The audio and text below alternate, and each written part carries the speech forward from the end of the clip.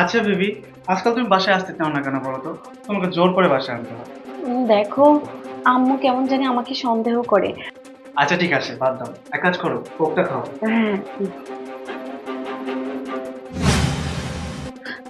এই, শ্রাবণ। কি ব্যাপার? তুই এখন এখানে দাঁড়িয়ে আছিস কেন? যা নিচে কাজ কর। শ্রাবণ, হ্যাঁ, বলো। তোমার বাসায় যে আগের কাজের ছেলেটা ছিল, তাকে দেখতে পাচ্ছি না তো। সে ও, কোথায়? ওর কথা বলছো? ও তো বাড়িতে চলে গেছে। এটা আমাদের নতুন কাজের লোক। আচ্ছা, তুমি এখনো কোকটি নাওনি কেন? খাও। আহ, হ্যাঁ, কফি খাবো, কিন্তু আমার না একটু ওয়াশরুমে যেতে হবে জানো। ও আচ্ছা, ওটা খেয়ে যাও। না না, আগে আমার ওয়াশরুমে যেতেই হবে। খুব সিরিয়াস? হুম। আচ্ছা ঠিক আছে। আচ্ছা ঠিক আছে, তুমি বলছো আমি আসছি।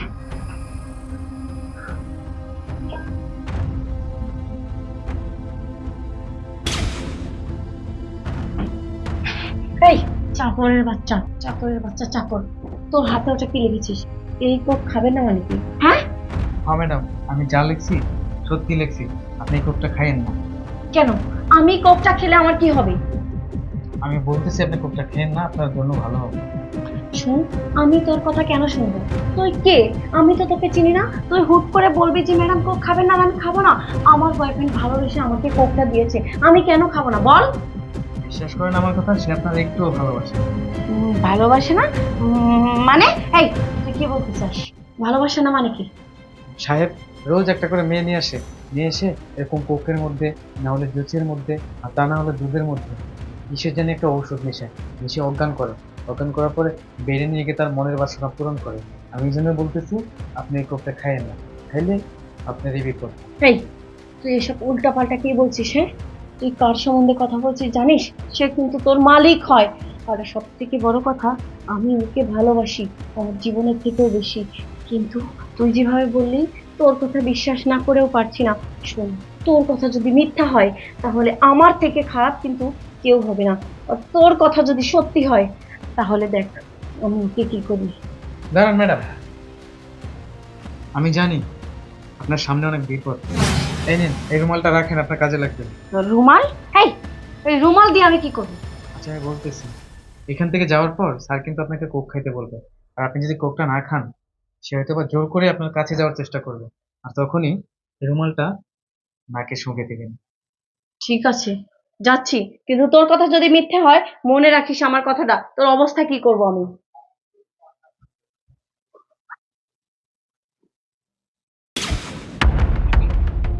এসেছো? হ্যাঁ, চলে আসলাম। তাহলে এবার ককটা খেয়ে নাও। কোক? না, এখন আর কোক খাবো না। আচ্ছা ঠিক আছে, যেহেতু খেতে যাচ্ছ না আর জোর করবো না। হুম। আচ্ছা একটা কথা বলি, হ্যাঁ বলো। আজকে তোমাকে অনেক হট লাগছে দেখতে। এসব কি বলছো তুমি? হ্যাঁ, তোমার খুব কাছে পেতে ইচ্ছে করছে। তাই?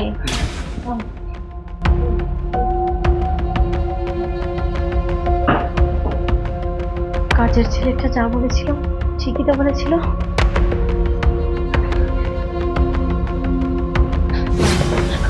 আরে, তুই তুই কেন আমার পথ আটকেছিস? আমাকে যেতে দে। ও যাক না হওয়ার আগে আমি এখান থেকে চলে যাবো। দাঁড়ান, হুম? এত সহজে এখান থেকে বের হবেন? মানে?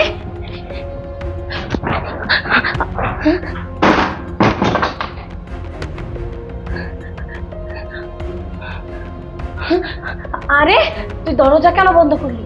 আর আমার রাস্তা কেন আটকাচ্ছিস? আটকাবো না? কে আটকানোর জন্যই তো আজকে তাই হচ্ছে। মানে? এই, তুই এসব কি বলতেছিস? আমি যা বলছি তোকে কাছে পাওয়ার জন্য বলছি, বুঝছিস না? আমাকে কাছে পাওয়ার জন্য? তোর মতলব কি? শোন, তোকে বলেছি না, তোর সাহেব রোজ রোজ একটা করে মেয়ে নিয়ে আসে, আর কোকের মধ্যে, জুসের মধ্যে, দুধের মধ্যে কি যেন মিশিয়ে খাওয়ায়, তারপর বেডে নিয়ে যায় আর স্যারের মনের বাসনা পূরণ করে। শোন, তোর সাহেব সত্যি কথা বলতে কি কোনো মেয়ের দিকে চোখ তুলেও তাকায় না। হ্যাঁ? আমি যা বলেছি সবই মিথ্যে। আরেকটা কথা শোন, তোর পিছনে আমার অনেক সময় নষ্ট হয়েছে, কারণ তোকে আমার অনেক ভালো লাগে, তোকে আমার কাছে পেতে ইচ্ছে করে। যখন আমি দেখলাম তোর পিছনে সময় নষ্ট করে তোর পাত্তা পাচ্ছি না, তখনই আমি এই প্ল্যানটা করি। কারণ আমি জানি তুই এই সাহেবের কাছে তাই কন্টিনিউ আসিস। পরে ভাবলাম এই বাসাতেই ঢুকে আমার কিছু একটা করতে হবে। তাই কাজের ছেলে সেজে এই বাসাতে আমি কাজে ঢুকি। শোন, আমি কিন্তু কাজের ছেলে না, জাস্ট তোকে কাছে পাওয়ার জন্যই আমি এখানে কাজের ছেলে সেজে এই বাসায় ঢুকেছি। এখন শোন, ন্যাকামো করিস না, আমার মনের বাসনা পূরণ করে দে। আর তা না হলে তোর সাহেব যদি একবার জেগে ওঠে না, তাহলে তোর খবর আছে।